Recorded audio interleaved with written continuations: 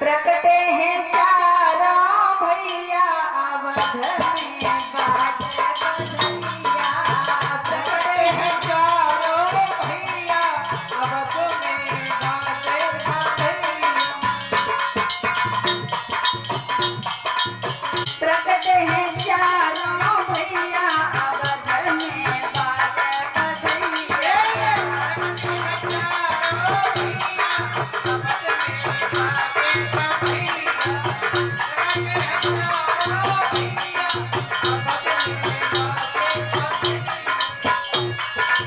बाजे बधैया देखो बाजे बधैया।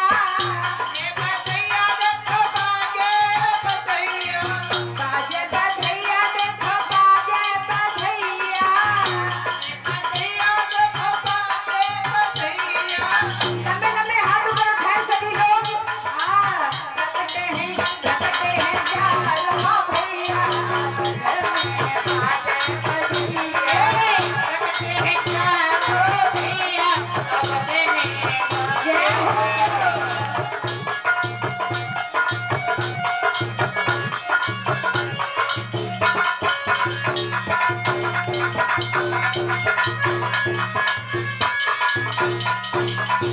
राजा के घर लाला भरे हैं। राजा के घर लाला भरे हैं। सभी गाएं। राती बेट बलैया अवध में बाजे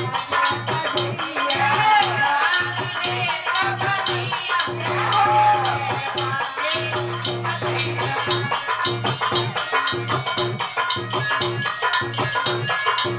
प्रकटे हैं चारों भैया अवध में बाजे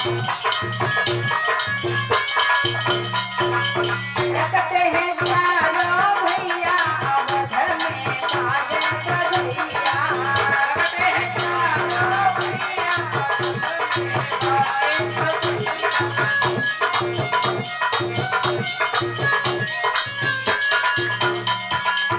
लक्ष्मण भरत शत्रुघ्न प्रकटे। लक्ष्मण भरत शत्रुघ्न प्रकटे।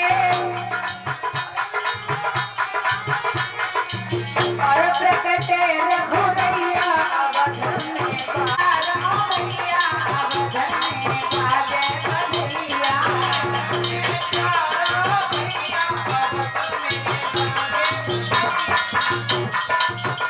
जय हो।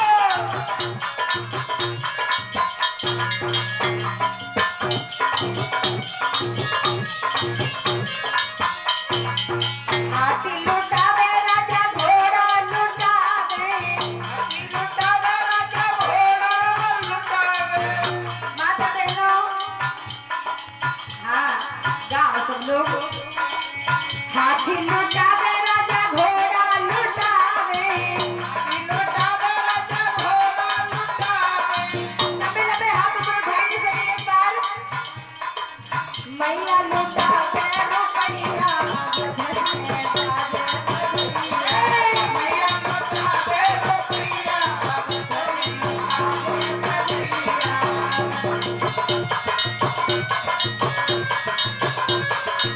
जय हो।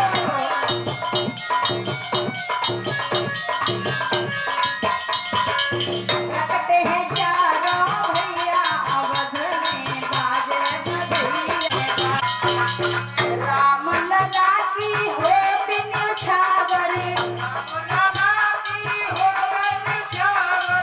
राम लला की होत न्यौछावर।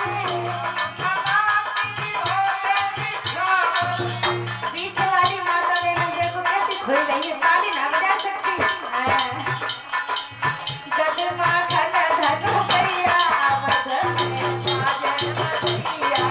जगमाखन धनु भैया अवध में बाजे बधैया। प्रकटे हैं चारों भैया अवध में बाजे बधैया। बोलिए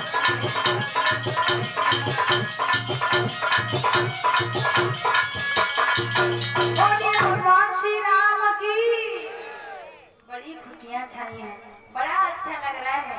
हाँ, और मेरे भगवत प्रेमी सज्जनों, माता कौशल्या की अंगना में बधाई पड़ रही है।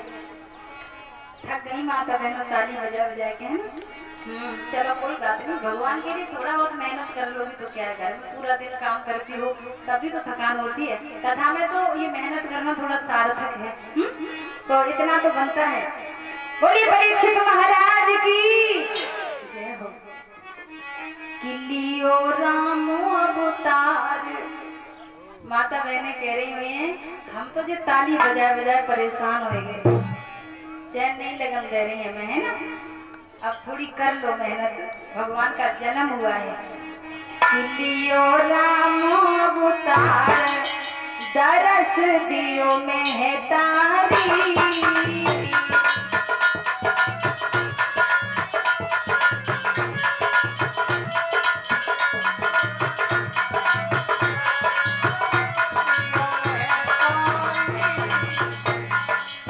माता को दर्शन दिया है प्रभु ने।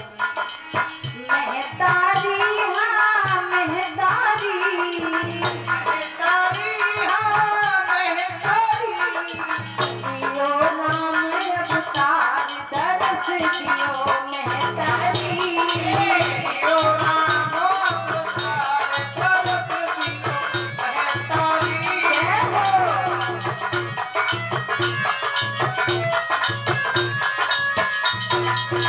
और चार भुजन से दर्शन दियो, माता ने अति आनंद लियो। अरे तेरे आनंद लियो, गदा चक्र और शंख पद्म की छवि न्यारी। लियो राम अवतार दरस दियो मेहतारी। दियो राम जय हो।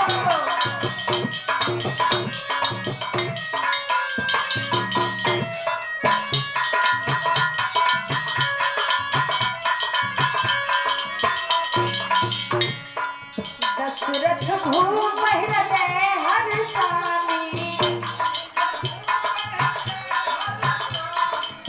दशरथ भूप हृदय हर्षामी।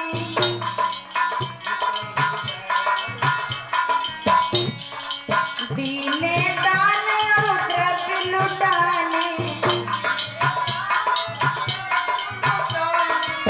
और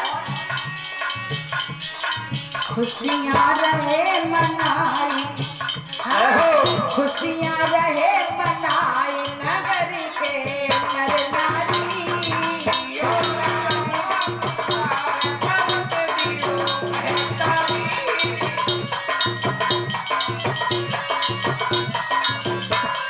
जय हो।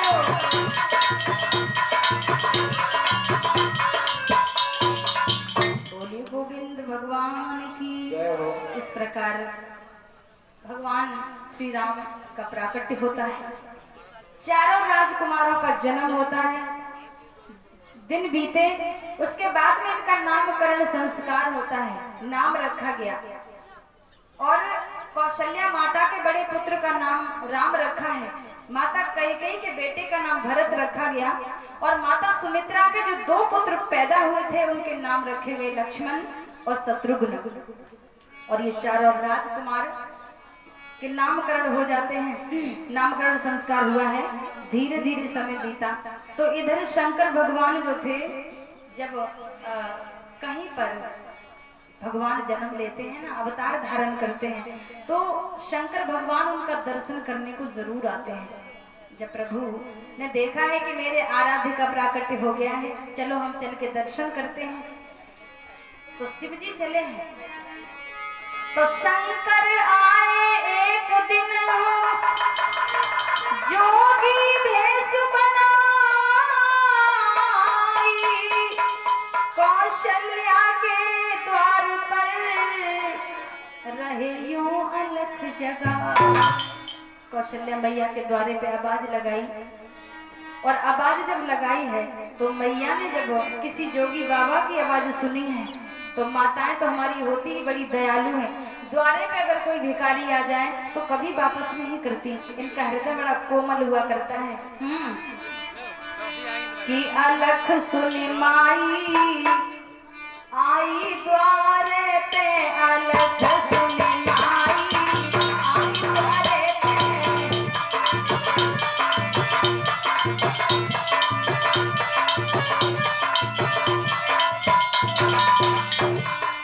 मैया चली है, कौन आ गया है मेरे द्वारे पे, जरा देख के आती हूँ। एक बांधी से कहा मेरे लल्ला का जरा ध्यान रखना, मैं अभी द्वारे पर जा रही हूँ, अभी आती हूँ। हाँ, अलख सुनी माई आई द्वारे पे, अलख सुनी माई आई द्वारे पे, आई द्वारे पे।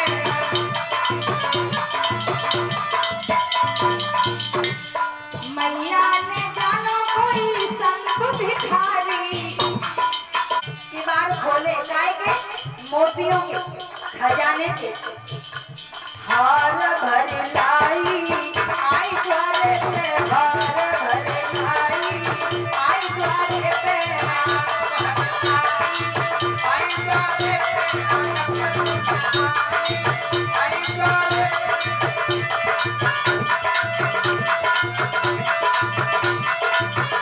और क्या किया, द्वारे पे आई, कंबल दे रही है, ले जोगी बाबा ये वस्त्र पकड़ो। बाबा कुछ नहीं बोले। फिर मोती मूंगा से भरा थाल पकड़ा रही है, ले बाबा जी, बोले ही ना। पीतांबर और कंबल कहावे, सठरस व्यंजन भोग पगावे। खाना पीना मंगवायो, बाबा जी का जो खाए ले ना ना ना, बाबा ना बोले। नीर भर लाई आई द्वारे पे, नीर भर लाई आई द्वारे पे, नीर भर लाई आई द्वारे पे, आई द्वारे पे।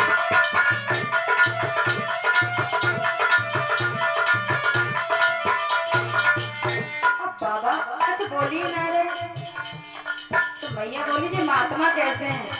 अरे जोगी बाबा बोलो ना, क्या चाहिए आपको? बोले न चाहे ये कैसो भिखारी,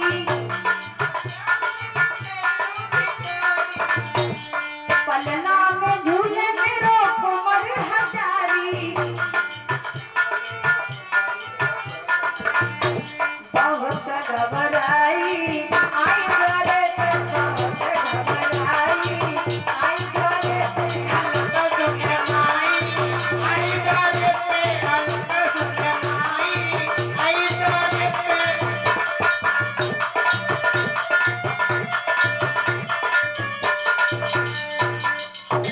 मैया खाए पीवे की पूछ रही है, धन दौलत की भी पूछनी, कपड़ा लत्ता की पूछी, मगर बाबा जी कुछ नहीं बोले। मैया बोली देखो बाबा जी, अगर आपको कुछ नहीं बताना है तो फिर जोर जोर से आवाज क्यों लगाई थी, अलग क्यों जगाई हो आपने? तो बहुत देर के बाद में शंकर भगवान ने कहा मैया हमें तुम्हारी मोती मूंगा नहीं चाहिए, कि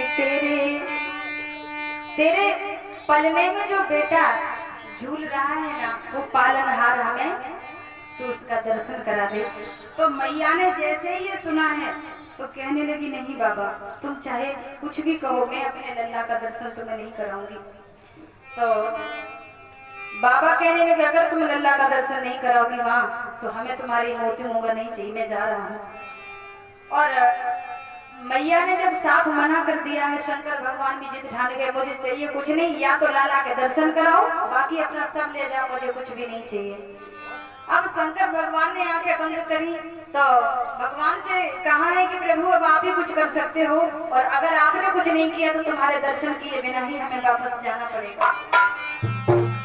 तो कौशल्या नहीं करे शंकर ठानी ठानी, उधर महल में रो उठे रघुपति कृपा निधान। भगवान ने रोना शुरू कर दिया। और जब किसी माता का बेटा रोने लग जाए, नन्हों से बालक हो, अब जोर जोर से रो रहे हैं, तो माँ को चैन कैसे पड़ सकता है। तो एकदम से कौशल्या मैया भागी और अपने लाला को गोदी में उठाओ, और गोदी में उठा के कंधा पे ही हुए हैं तो बड़ी दुखी हुई कि सुनते ही द्वारे से भगकर झट महल में महारानी आई।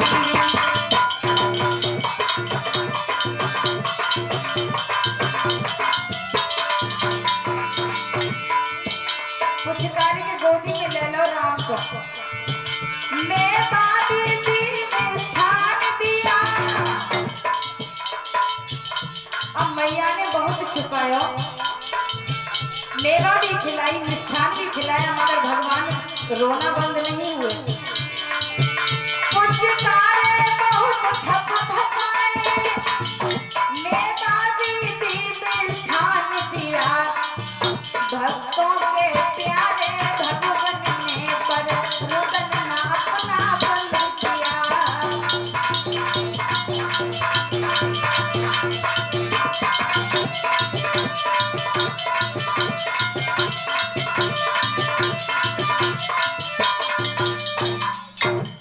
लाला को लेकर द्वारे पे पहुंची और कहा है कि मेरे बेटा चुप ना हो रहो है। तो एक बोली है बहन कि अरे कौशल्या, देखो ये जो जोगी लोग होते हैं ना, ये बड़ी अच्छी नजर उतार लेते, हमें लग रहा है लल्ला को नजर लग गई है, इनसे नजर उतरवा।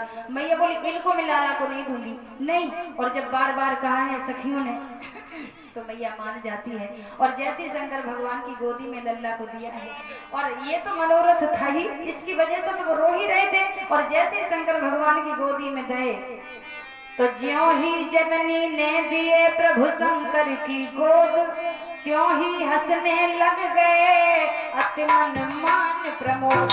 और हंसने लगे हैं प्रभु, और जैसे प्रभु हंस जाते हैं तो भगवान शंकर जी भी हंस जाते हैं। और मैया तो अपने लाला को देख देख के जोर जोर से हंसने लगी, और प्रभु का दर्शन करके शंकर भगवान कैलाश पर्वत को उनका गुणगान करते हुए चले जाते हैं। और मेरे भगवत प्रेमी सज्जनों, धीरे धीरे बढ़ने लगे भगवान, और जब धीरे धीरे और बड़े भई बाल लीलाएं करते हैं आंगन में। उसके बाद में आज इनका यज्ञोपवीत संस्कार हुआ है, विद्यारंभ संस्कार होता है। गुरुदेव वशिष्ठ के यहाँ पर ये विद्या अध्ययन करने के लिए जाते हैं। और मेरे भगवत प्रेमी सज्जनों, आज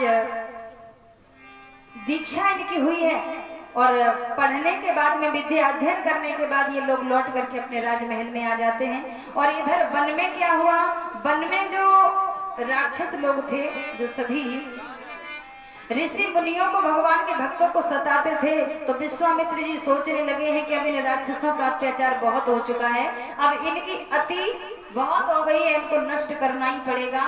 ये सोच करके विश्वामित्र जी महाराज दशरथ के दरबार में आए। बड़ा स्वागत किया है राजा ने, ऊंचे से आसन पर बिठाया, और ये कहा है कि बताइए गुरुदेव हम आपकी क्या सहायता कर सकते हैं। तो गुरुदेव विश्वामित्र कहने लगे हैं, अगर आप हमारी सहायता कर सकते हो तो अपने दोनों पुत्र राम और लक्ष्मण को हमारे साथ वन में भेज दो।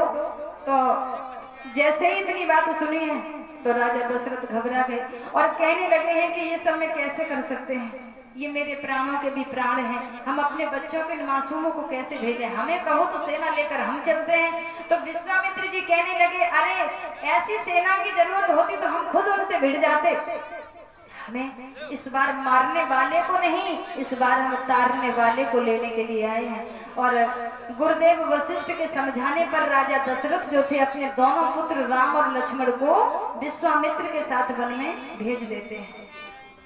और जब वन में भेज दिया है, माताओं के चरण छू करके सबका आशीर्वाद लेकर के वन में पहुंच गए। और वन में पहुंचने के बाद में आज ताड़का नाम की एक राक्षसी जब टूटी है इन लोगों पर, तो राम ने एक ही बाण में उसका काम तमाम कर दिया। ताड़का का उद्धार भगवान करते हैं मार्ग में, बोलिए भगवान श्री राम की। और ताड़का का उद्धार करने के बाद में आश्रम में पहुंचे हैं विश्वामित्र जी के साथ, और वहां पर यज्ञ जब करने लगे हैं ये ऋषिवर, और यज्ञ जब किया है तो मेरे भगवत प्रेमियों ये लोग रक्षा करने लगे कोई राक्षस ना आ जाए, मगर राक्षस माने तो माने कैसे, नहीं माने।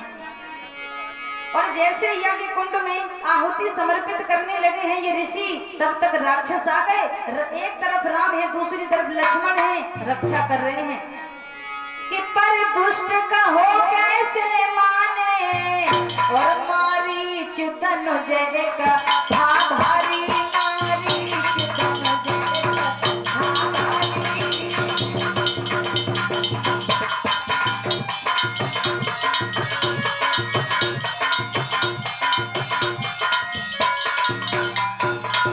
एक मारीच नाम का राक्षस चला है सेना सजा करके यज्ञ ध्वंस करने के लिए, पर दुष्ट का हो कैसे माने, मारीच धनुजय था भारी, बेध्वंस यज्ञ करने आया, संग ले निश्चर से ना भारी, संग ले निश्चर से ना भारी।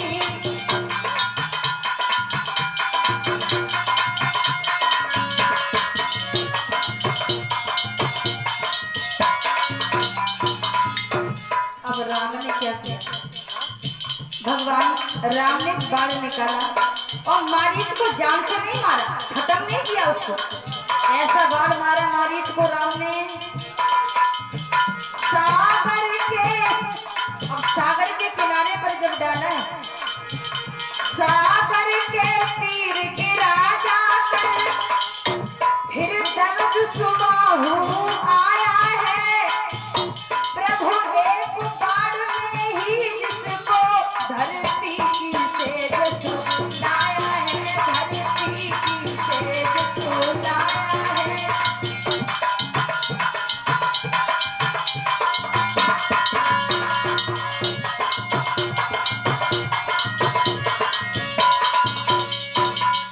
मारीच को सागर के किनारे पर फेंक दिया और सुबाहु को जान से मार दिया।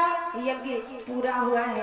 यज्ञ जब पूरा हुआ है तो विश्वामित्र जी इधर बड़े प्रसन्न होते हैं और यज्ञ करने के बाद जब आपस में बैठे बैठे वार्तालाप कर ही रहे थे, तब तक राजा जनक का एक दूत आया है पत्र लेकर के, और उस पत्र में लिखा हुआ था कि महाराज जनक की बेटी देवी सीता का उन्होंने स्वयंवर रचाया है, और ये कहा है कि गुरुदेव विश्वामित्र जी आप भी आइए, हे ऋषिवर आकर के मेरी बेटी को और हम सबको आशीर्वाद प्रदान कीजिए।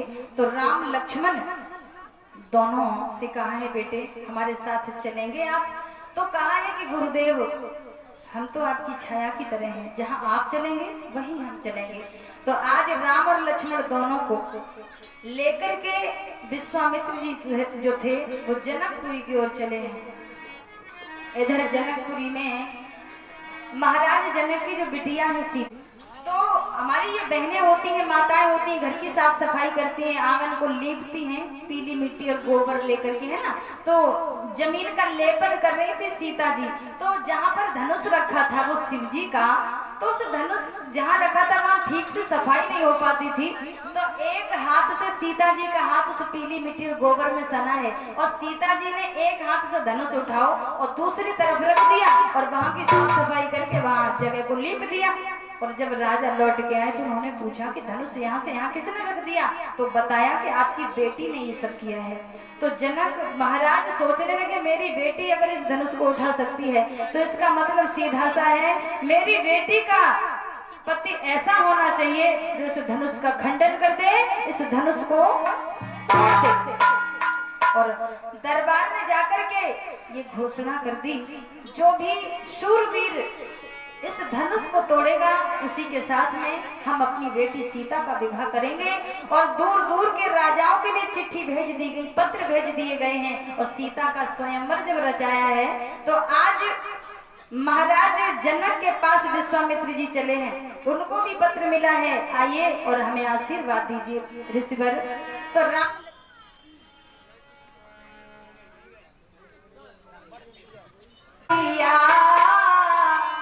लेके चले हैं लक्ष्मण राम को,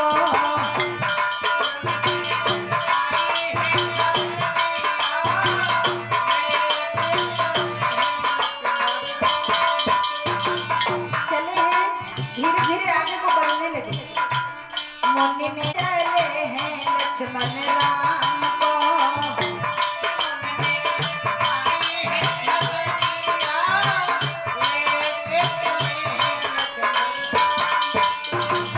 आगे को बढ़ने लगे।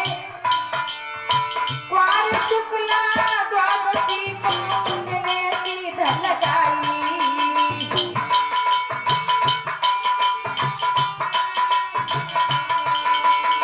क्वार शुक्ला द्वादशी को मुनि ने सीधा लगाई। आगे आगे गुरु चलत हैं, आगे आगे गुरु चलत हैं, पीछे दोनों भाई तीनों बड़े हैं डगरिया, लेके चले हैं लक्ष्मण राम को।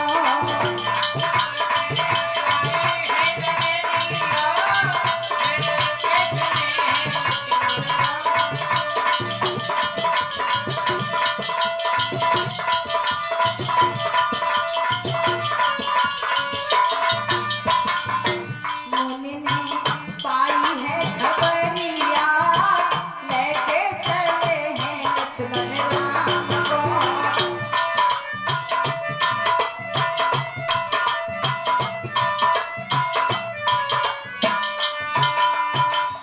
धीरे धीरे चले और आगे बढ़े हैं तो गंगा जी को जब देखा है, और मेरे भगवत प्रेमियों, गंगा जी की उत्पत्ति के विषय में राम ने जब जिज्ञासा उत्पन्न करी है तो विश्वामित्र जी आज समझाते हैं कि ये सब तुम्हारे पूर्वजों की ही देन है। और वहां पर एक आश्रम देखा जहां पर बड़ी नीरसता छाई है, पशु पक्षी कोई पक्षी भी नहीं चहक रहा, लताएं भी नहीं है, पेड़ भी सब सूख गए हैं। तो कहा गुरुजी यहाँ अजीब सा क्यों लग रहा है। और तब तक पत्थर की एक शिला पर नजर पड़ गई, गुरुदेव ये पत्थर की शिला कैसी है। तो राम को समझा करके विश्वामित्र कहने लगे हैं, बेटा राम यहाँ भी किसी दिन किसी समय हरियाली हुआ करती थी, लेकिन अब क्या हुआ।